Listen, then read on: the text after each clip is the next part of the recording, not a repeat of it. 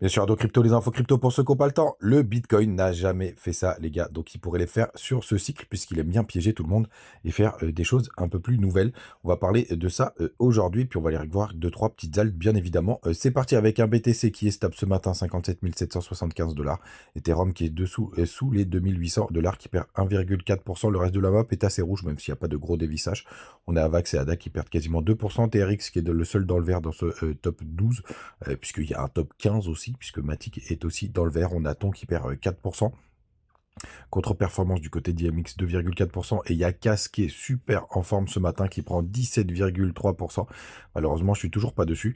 Mais bravo à lui. Et du côté de VET qui perd 9%, il avait pas mal performé hier, c'est normal. Phil qui est aussi en forme 6,8%. Qu'est-ce qu'on peut aller voir? Bah écoutez, rien de très intéressant. Si voilà, c'est ça que je cherchais. BGB qui prend un joli 22%, le token de la plateforme BitGet. Ça fait vraiment plaisir. Bien évidemment, j'en ai pas mal en portefeuille. Les gars, du côté du daily du BTC, toujours rien de très intéressant. N'oubliez pas, on est sur des zones assez dangereuses où à tout moment on peut se retourner. Il faut quand même l'avoir en tête. Là pour l'instant, on fait d'ailleurs une première petite bougie rouge. La dernière fois qu'on l'a eu, c'était il y a à peu près 4 jours. Parce que là, on a fait vraiment que du up only. On va voir vraiment ce que ça va donner. Mouvement du week-end égale pas très intéressant, donc faut pas vous focaliser dessus. Mais attention, comme je vous l'ai dit, on est toujours sur une zone de retournement potentiel. Si on regarde le weekly pour l'instant, continue avec une énième bougie verte. Pour le coup, c'est magnifique. Est-ce que, pareil, on va avoir une résistance RSI qui se forme? J'ai mis la trendline, hein, les gars, sur le RSI, mais pour l'instant, c'est juste pour suivre le cours, pour voir ce que ça va donner et pour voir si on a des belles divergences weekly. Mais c'est vrai que là, pour l'instant, on est quand même toujours en train de kiffer avec des performances qui sont assez sympathiques du côté du BTC, les gars. Du côté, donc là, on est au 51 765 du côté des contrats futurs. Bien évidemment, on continue de les surveiller. On a clôturé aux 52 000 $. Donc ça nous fait un petit gap, même si attention, hein, les gars, il y a quand même une différence entre deux cotations entre le Bitcoin sur les échanges et sur les contrats futurs. Et donc, on en vient au sujet du jour.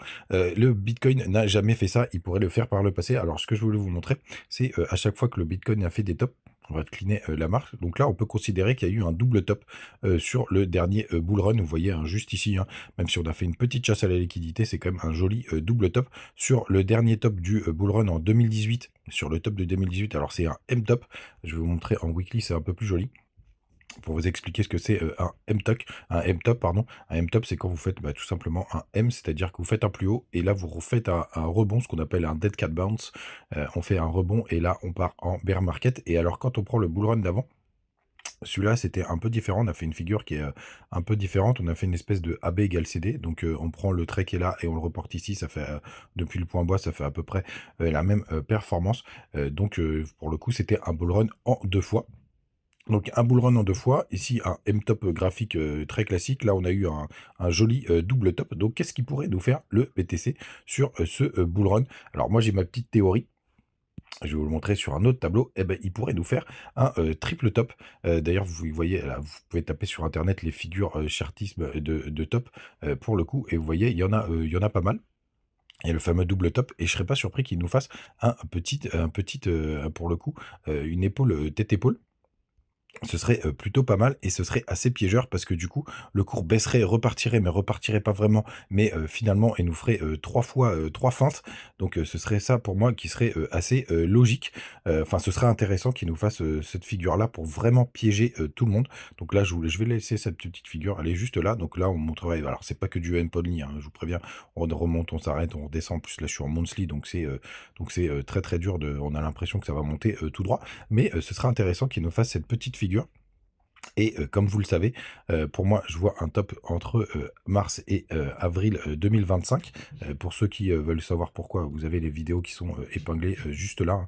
Je vous ai laissé toutes les infos pour le coup. Et donc, ce serait assez logique qu'on ait vraiment un joli bull run là. Pourquoi pas enfin, sur cette première période de 2024.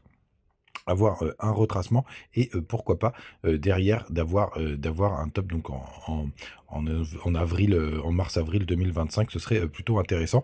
Et en fait, on redescendrait, mais la grosse feinte, c'est qu'on repartirait un petit peu. Donc là, tout le monde serait piégé en disant bah non, mais finalement le bull run n'est pas fini, etc.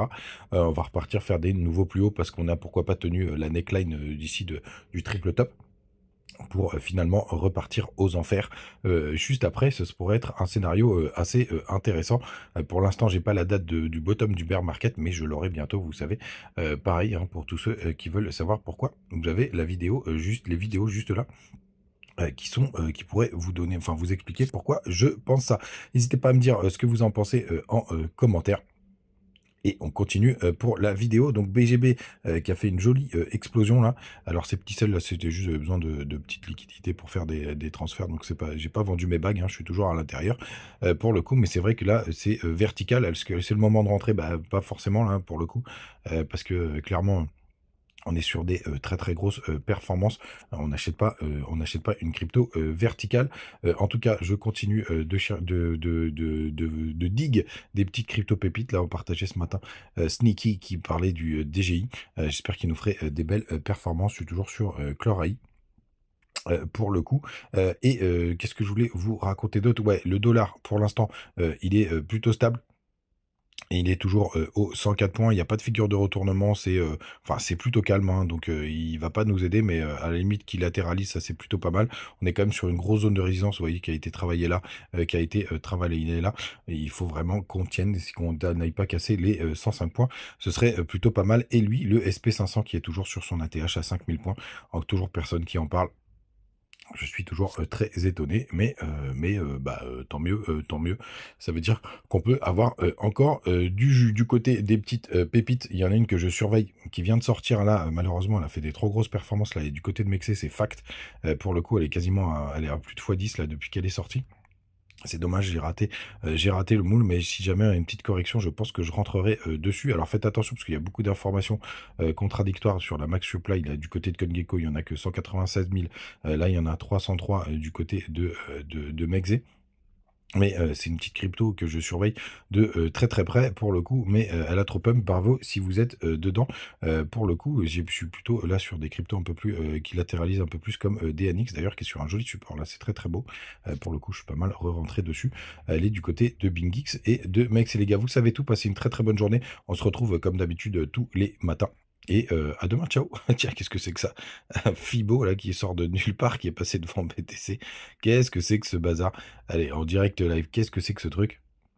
Il doit y avoir une supply complètement débilos. Oh mon dieu, qu'est-ce que c'est que ce truc-là? Fibo, là, du côté de Matic. Bon, allez, je vais regarder ça, les gars. Si vous en savez un peu plus, désolé, ça vient d'apparaître, donc ça m'a fait marrer. À demain, ciao. N'hésitez pas à utiliser les bonus Big Get, Big X et Mexe. Ciao.